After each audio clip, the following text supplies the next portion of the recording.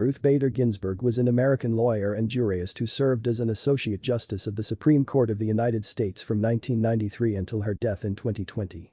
She was born in Brooklyn, New York City in 1933 to Jewish immigrant parents. Her mother was a garment factory worker and her father was a furrier.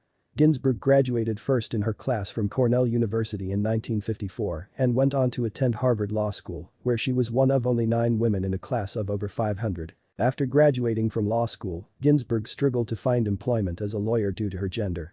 She eventually secured a clerkship with Judge Edmund L. Palmieri of the U.S. District Court for the Southern District of New York. She then worked as a law professor at Rutgers University and Columbia Law School, where she became the first female tenured professor. In 1972, Ginsburg co-founded the Women's Rights Project at the American Civil Liberties Union, a CLU, where she argued several landmark cases before the Supreme Court, including Reed v. Reed and Frontiero v. Richardson. These cases helped establish the legal principle that discrimination based on sex was unconstitutional under the Equal Protection Clause of the 14th Amendment. In 1980, President Jimmy Carter appointed Ginsburg to the U.S. Court of Appeals for the District of Columbia Circuit, where she served until 1993.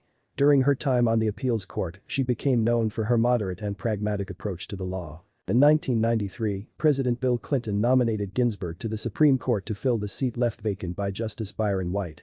She was confirmed by the Senate in a 96-3 vote and became the second woman ever to serve on the Supreme Court.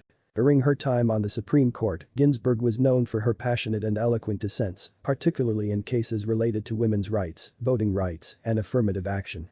She was also a strong advocate for LGBTQ+ rights and environmental protection. Ginsburg's personal life was marked by tragedy.